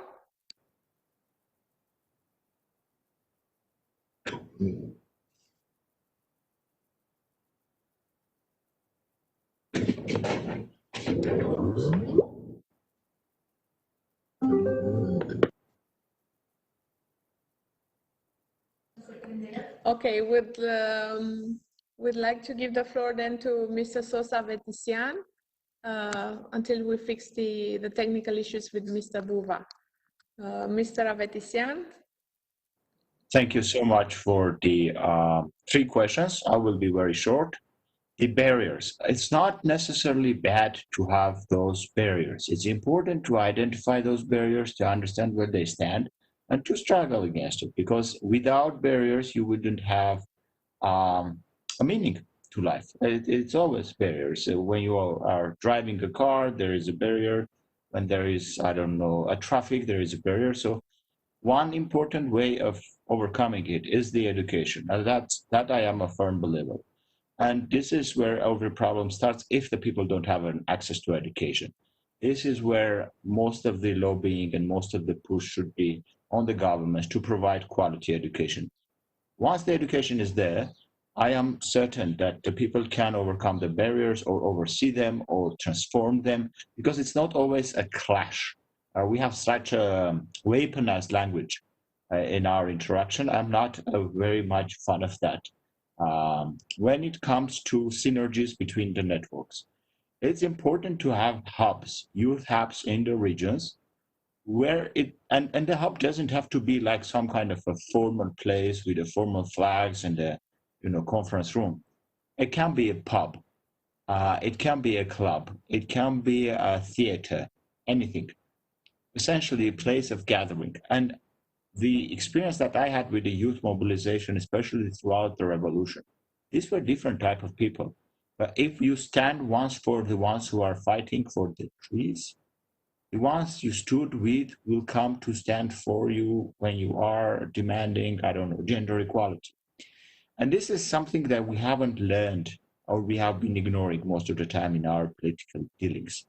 Everybody is so specialized in their own narrow corridors that it doesn't allow the synergy to work. If you are standing for any right, stand for all the universal rights and stand it all the time. Go and stand with your friends. They will come or not, that's secondary, but that usually happens. But once the government or any government will make you like just walk through the tunnels, you will never be successful. You will never come up, or you will never have the synergy. Pandemia, I think this is the better time when the youth can have the online interaction, and the space has been gone and the physical part is gone, but like online interaction and online idea and brainstorming. And technologically, they are usually more advanced. That's not always the case.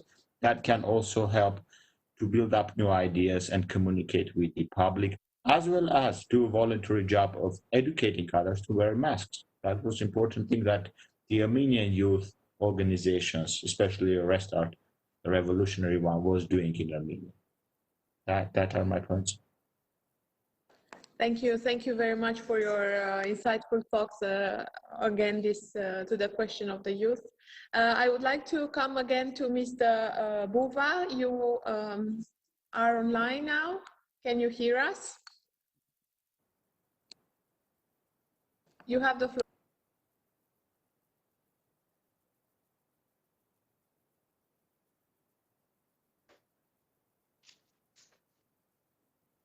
Do you hear me?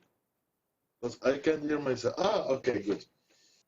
So I want to thank all the, let me say, colleagues and friends for their contribution. I think one thing is very clear, that we all agree that it is very much important to include young people, young leaders within the structures of democracy and parliament and ministries.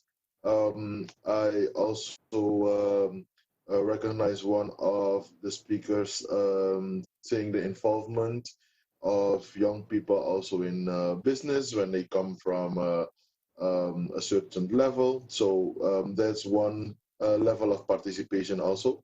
But I think we need to consider mechanisms to make that possible. And as mentioned in my contribution from all the IPU, we have put forward 3 proposals to do so, and I would like to underline that the legal barriers that you need to look at in the very specific countries. You have specific legal measures to participate within democratic processes. So we need to have a look at that. But also, I think the influence of youth in policy making is one thing that we need to take forward from our political parties. I heard one of the speakers about his career within, I think it was Ecuador or so, one of the Latin speaking countries, about the career that he has made within the political party. So within the political parties, you need to have also the process of youth inclusion. But let me say from my experience, it is not something that will bring that you will get on a plate on the table. You have to work towards that, and you have to get the right people with you to bring forward the movement of bringing forward more young people, more women within the crucial, let's say, positions in the political parties and in the structure. Me, myself, I was elected as Deputy Speaker of the House in Suriname when I was 32 years old, the youngest in the history of the parliament, but it was not on itself. It was a complete movement of young people supporting me and me supporting them, we supporting each other to come forward. So that is a process on which you don't have to wait for. You start today. I think that is one very important thing for us to recognize, that it is a process, but you don't have to wait for another. You don't have to wait for the elderly or the politicians that are traditionally in those positions. You have to begin on your own with a good view on where you want to go, where you are today and where you want to go. That is one thing. And another thing is education. I think we must underline the importance of education. Education doesn't change the world, but it doesn't change people, and people change the world. So if we educate ourselves and if we open up education for young people, for others, they can change their community, their environment, and so make a step to change the position where they are at the moment and make their place, their country, the world a better place. So education is very important. So if there is any barrier for education, as young people, as young leaders, as we sit here with each other, we need to open up the possibilities to educate our people, educate ourselves and educate our people, because that will give them power, that will give them tools to take their position. So that are three of the remarks I would like to make in response to the contribution of you all. If there's any other point or question, I would like to take that along. Thank you. Thank you. Thank you very much for your meaningful comments and the focus on education, as was also mentioned by our previous keynote speaker, Mr. Avetisian.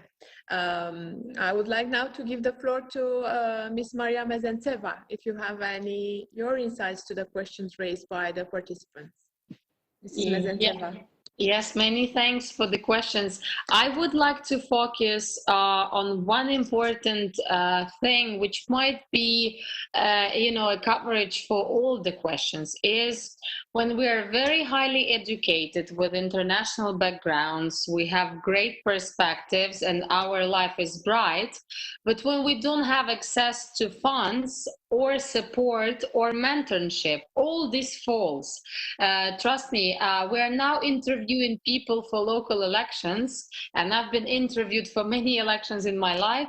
There is a question raised in the end: whether do we have enough support of volunteers, whether we have enough really enough funds, because I've used all my savings on the parliamentary campaign last year just to print out my program and to spread it around 220,000 people. Therefore, I think we now have to put the question of government funding, of youth platforms and young political parties, which is highly important.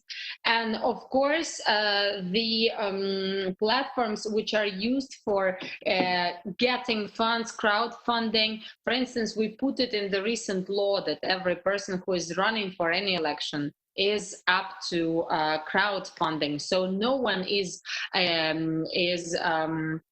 let's say, accused in sponsorship of some businesses or lobbyists, etc. I think this transparency is a way to follow, and I do really hope that peers would, let's say, employ, involve, and let's say, give opportunities to other young people, because, you know, otherwise we wouldn't be taken serious. Thank you.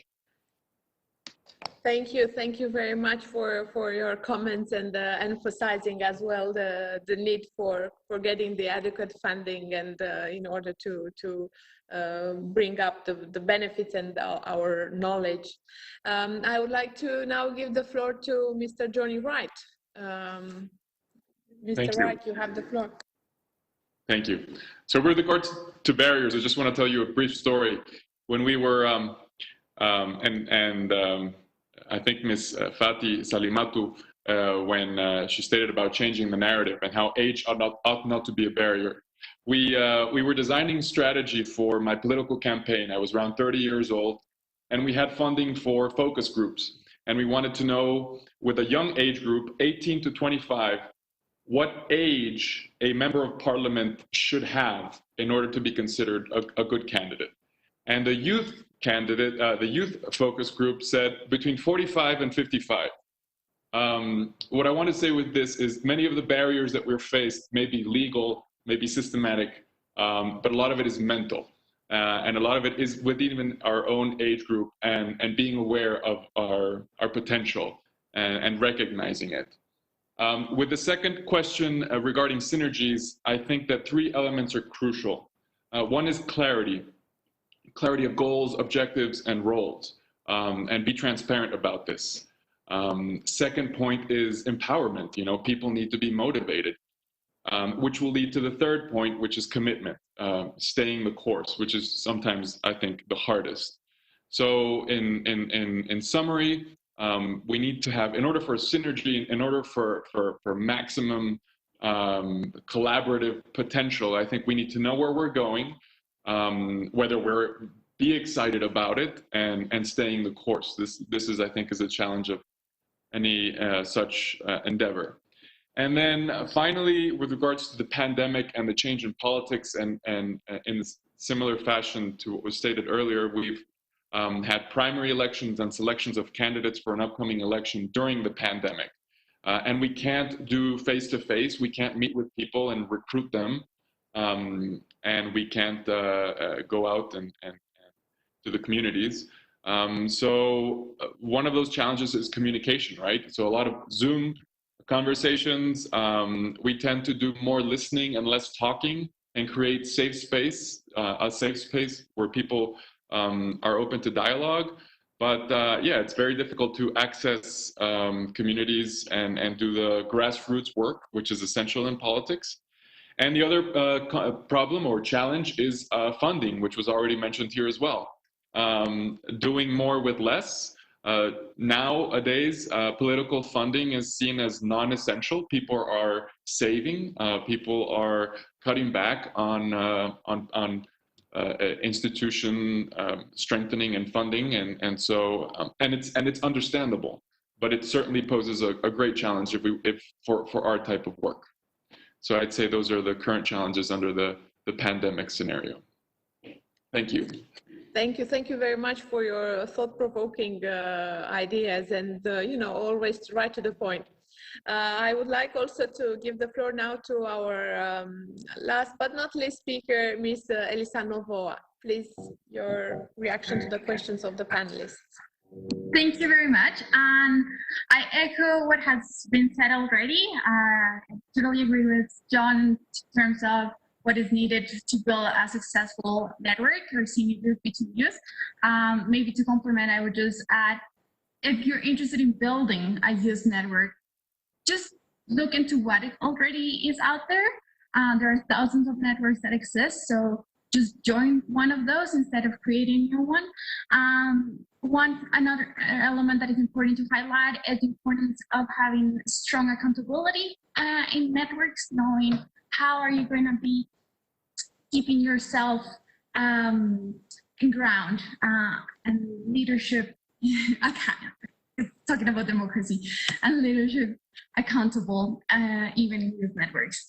And again, resources. We tend to see youth as a voluntary ideal and that they work for free. Even youth networks need resources to curate those spaces. And in terms of what or how does the pandemic change the way youth influence democratic context and shift politics? Well, it's quite new. We're still learning. But maybe to complement and don't repeat, I'll say that big challenge and things that we have to pay attention right now is the mental health that young people are facing because of the pandemic. And as decision makers and as people who are working in democracy and civil society, how are we going to take care of each other? And thinking more about collective care would be my call to action in regards of tackling this challenge. And then looking into, again, cyber activism, cybersecurity, we're now going to shift our tactics to not go and voice our complaints or rights on the streets. Now we have to use internet. And with that also becomes a challenge in terms of access to internet, who has access to that platform, who has the telecommunications infrastructure, how governments can actually invest in the technology that we all need to communicate and connect and participate. Thank you very much. Thank you. I thank you very much for your comments and bringing forward so many new ideas and topics. And I think it was a very, very good conversation. And I really can say it was a global conversations. We had participants from all over the world. And despite the time differences, and I know it was very early in the morning for some of you and rather late, really late in the evening for the others, I thank you very much for participating and being part of this conversation. And I really do hope it's just the beginning, and that, well, it's the beginning of a synergy, and now that a platform that we can use further on. And there were so many interesting ideas that were put forward, and so many perspectives that were put forward, like starting from funding, starting from going through education, to transparency, to accountability, of course, empowerment, barriers to youth participation, be it legal, of financial nature, or of stemming from mentality. Going then to what you mentioned recently about the cyber threats and even having access to internet. So all of these are new perspectives that need further discussion, and maybe we can continue this discussion and identify better solutions from grassroots organization, and then going up and building up a response to our legislative level, at parliamentarian level, at national level, and then through IPU as well. We can count on their support. Thank you very much once again, and then looking forward to continue our discussion tomorrow on the SDGs and the youth involvement. Thank you very much. Bye.